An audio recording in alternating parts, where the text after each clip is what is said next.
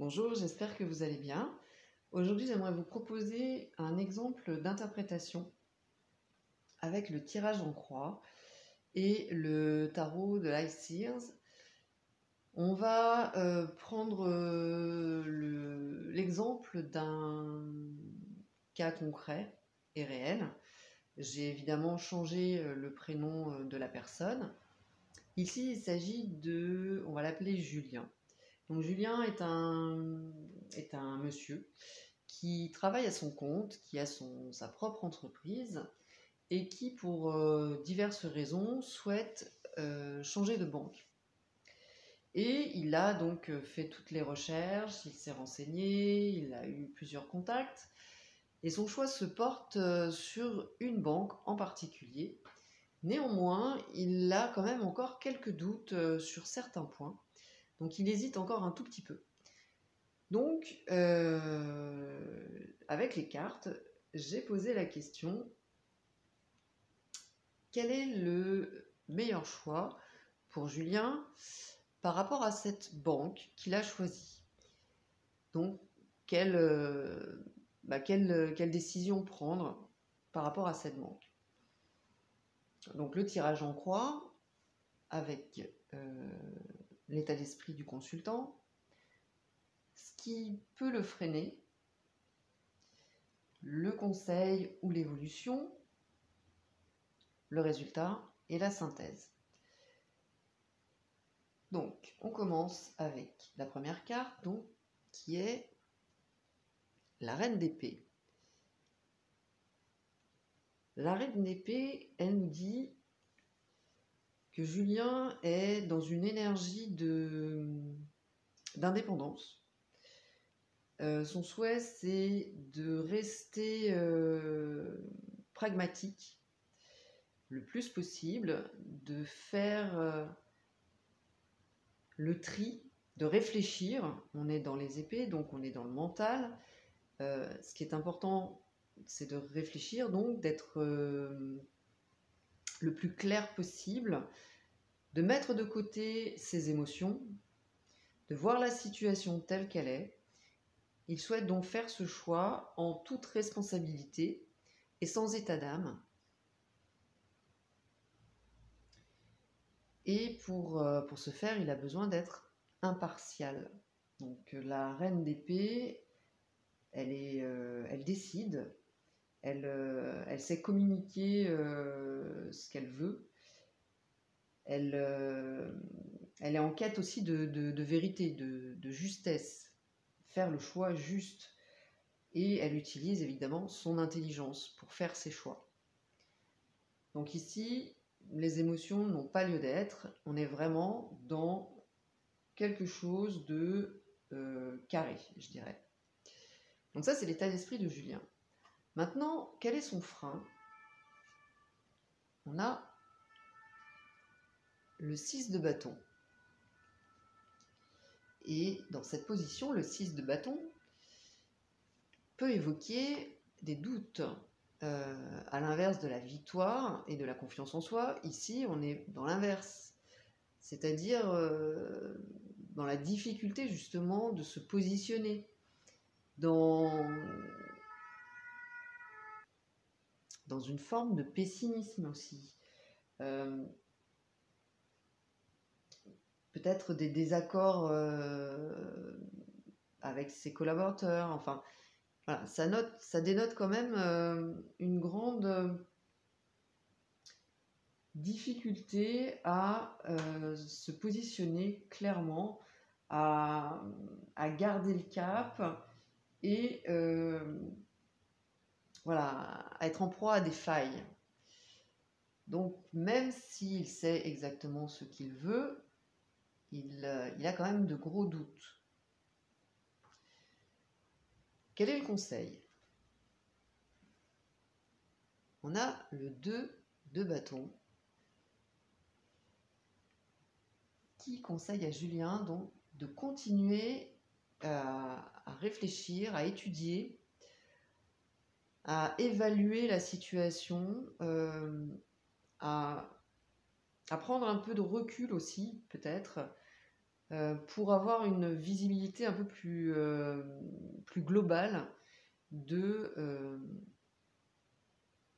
de la tenue de ses comptes en fait. Est-ce que cette banque va correspondre réellement à ses attentes, va répondre à ses besoins? Donc il a besoin, lui, en revanche, de continuer à étudier les propositions dans les détails, à planifier également et à continuer de progresser dans sa démarche par l'obtention d'informations peut-être plus détaillées. En résultat, en réponse, on va avoir le 7 de bâton qui évoque donc la défiance, avec cette volonté aussi de foncer, d'y aller, de dépasser les obstacles, d'affronter les défis aussi, d'être encore dans une démarche de courage pour pouvoir imposer ses idées et imposer sa façon de voir les choses par rapport à la gestion de son budget, hein, par rapport à cette banque.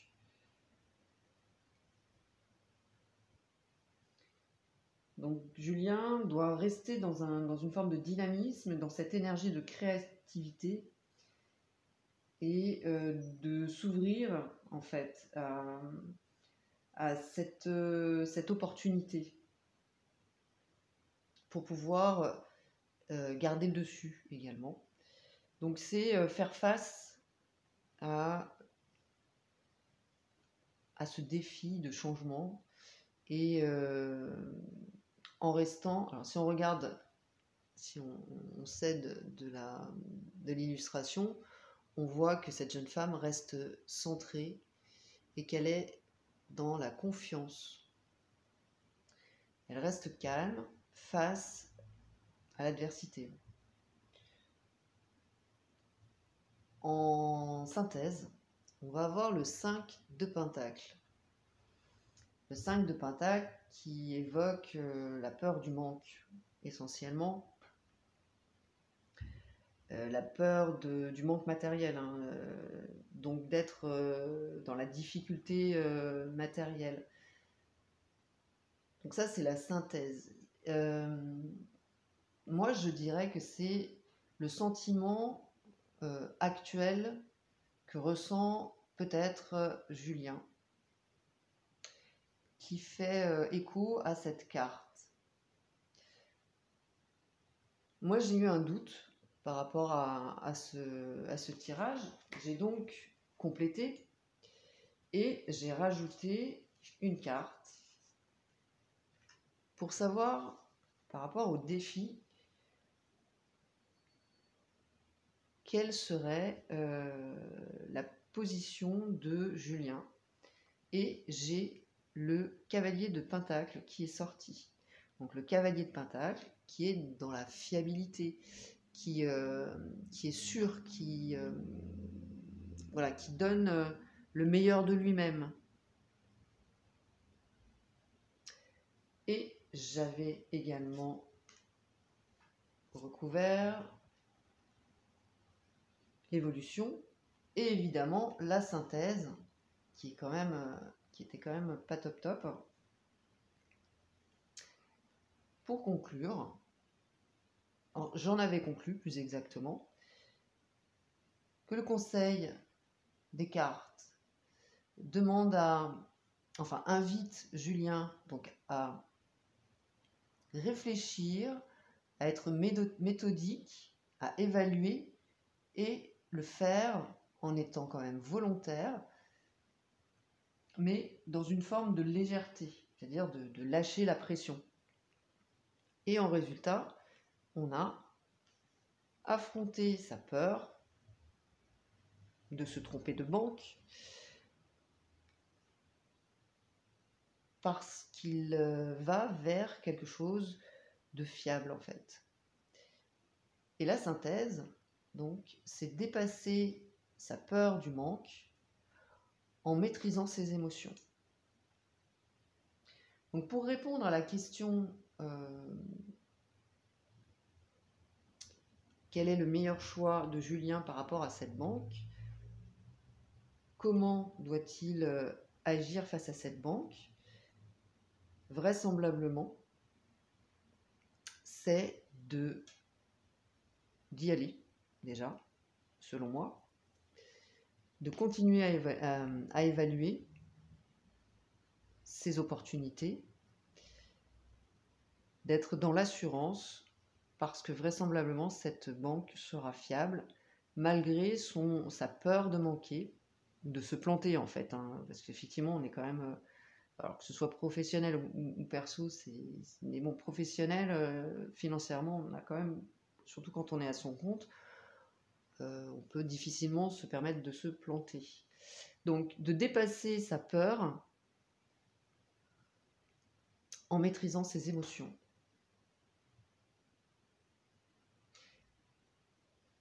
Donc, pour moi, le choix de cette banque est plutôt judicieux, d'autant que j'avais quand même terminé, parce que je voulais être sûre de chez sûr, avec cette carte.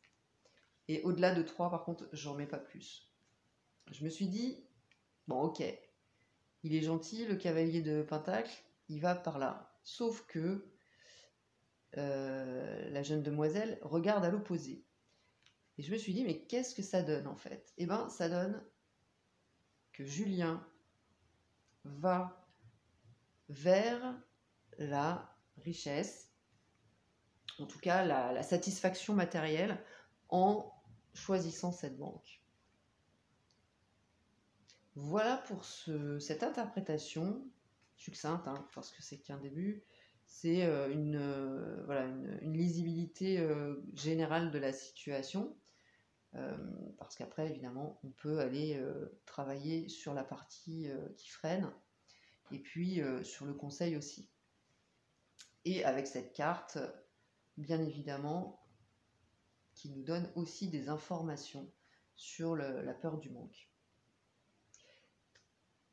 Donc c'est une proposition hein, d'interprétation avec un sujet qui n'est pas forcément très glamour. Hein. Choisir une banque, on est loin du glam, mais c'est aussi une façon d'utiliser les cartes, de se positionner, d'avoir un avis. Évidemment, rien n'est figé. C'est un conseil et qui permet des pistes de réflexion et de pouvoir ensuite se positionner. N'hésitez pas à me donner vos avis en commentaire sur cette interprétation, qui n'engage que moi. Si vous avez de votre côté l'envie de partager également l'interprétation que vous auriez faite, n'hésitez pas.